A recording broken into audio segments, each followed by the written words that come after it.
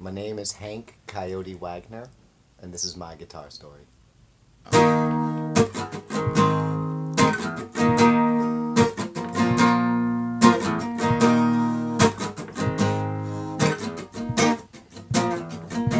Of course I was broke, and I was like, you know, a theatrical intern and a musician. I had no money, and I was already married. And my wife took pity on me because she had a real job. And we went to Chelsea Guitars and talked with Dan, you know, on 23rd Street.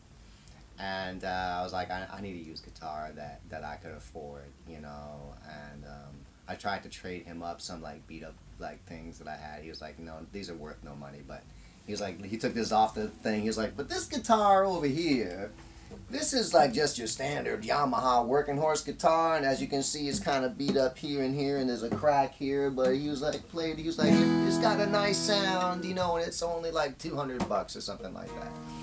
So thank you to my wife because I was able to get this guitar.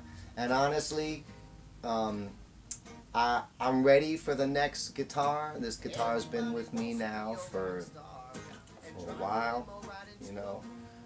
Over 15 years, and I guess I'm at the point in my life where I sort of deserve a better guitar. I'm a little bit better of a guitar player, and I play out a lot, and I need a guitar that, you know, records well and gigs well and stuff like that. But I guess with all the other priorities in life, this guitar works, and we get along, and we know each other real well, and we've been through a lot, so it's not the highest thing on the list, even though it's on the list. I guess everybody that plays guitar would like a new guitar, you know.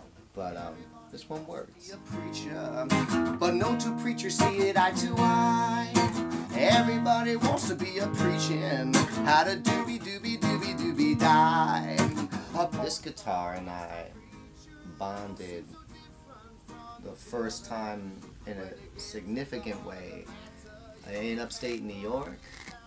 The first time that I was able to really put together a song that was worth its salt, and play it, and be able to play it and sing it at the same time. That was definitely a bonding moment for me because it had all of the elements of heart and spirit that my touchstones in life. There was nature, there was music, there was the muse, and there was all of it coming together. There's a point, especially with an acoustic guitar, where it starts to resonate with your body cavity when you're playing it. And this was the first time that I kind of really not only experienced that, but also then played into that. It affected my playing, this resonance that was happening just from, you know, it was just this beautiful A chord.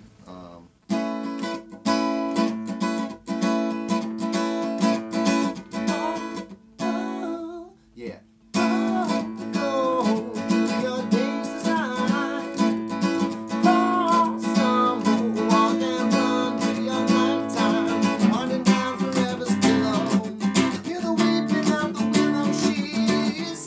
So it has this beautiful, like, and it's droning,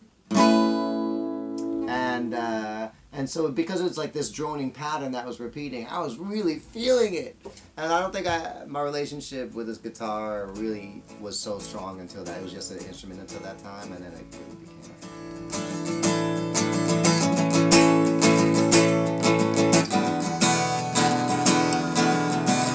I really love my electric guitar because I love, you know, it's a Les Paul, you know, and they're so beautiful, you know. But I never thought about naming it because I feel like you have to be the baddest ass player. At least that's my opinion. I don't actually enforce that on anybody else. For me, I would have to be the baddest ass guitar player to name my guitar, you know, like B.B. King and Lucille or some shit like that, you know. But no,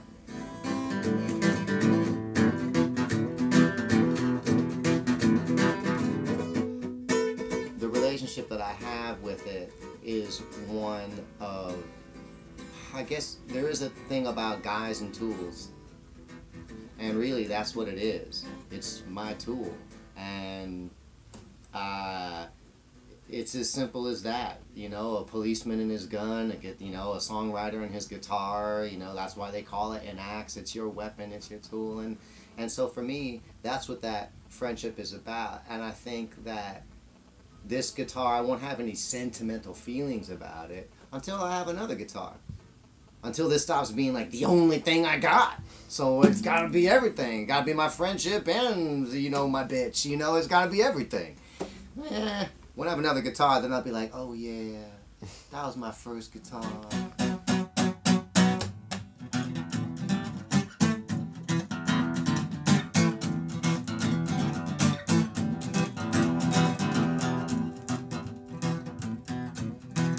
Your guitar is always with you. It becomes just a part of all your crazy experiences. So I've had all kinds of funny experiences, but I think that the one that stands out the most is now we're into the late 90s, and now I'm feeling confident enough to start busking and poor enough to stimulate the fact that, like, I need to go out and busk or I won't be able to eat. So I went out to Washington Square Park, and it was a really good day. It was a sunny summer day, and at the time, up until recently, I had really long hair, as you know.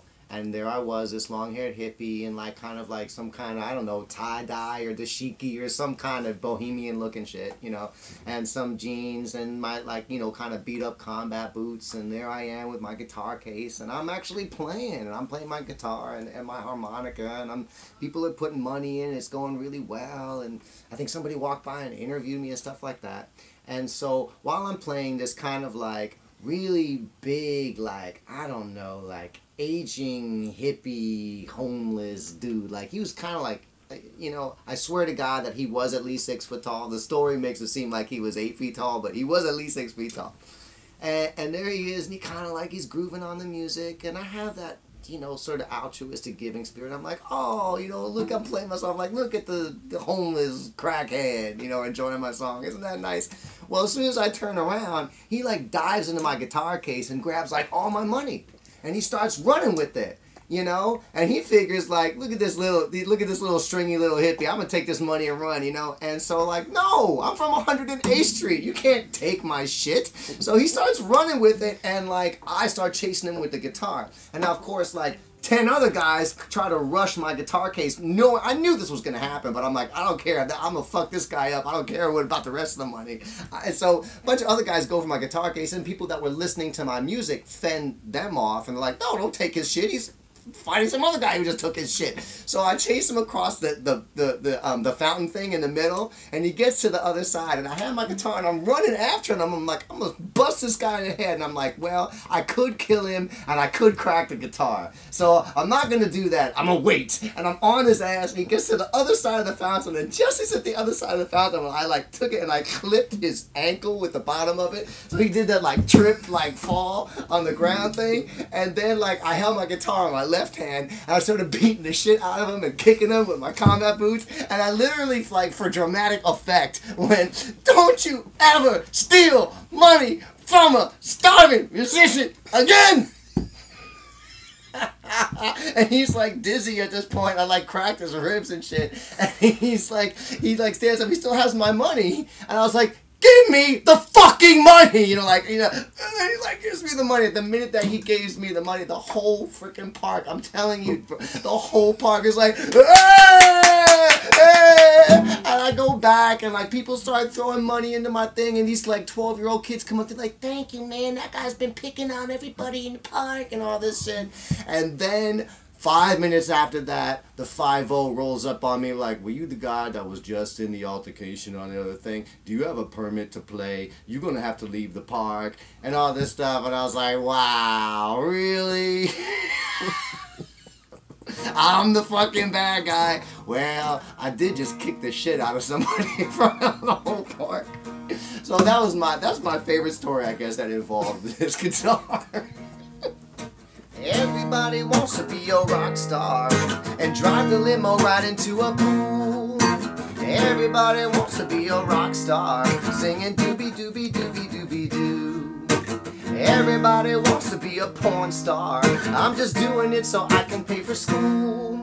Everybody's in a better place with someone sitting on their face. Doobie doobie doobie doobie doo. Bow, bow, bow.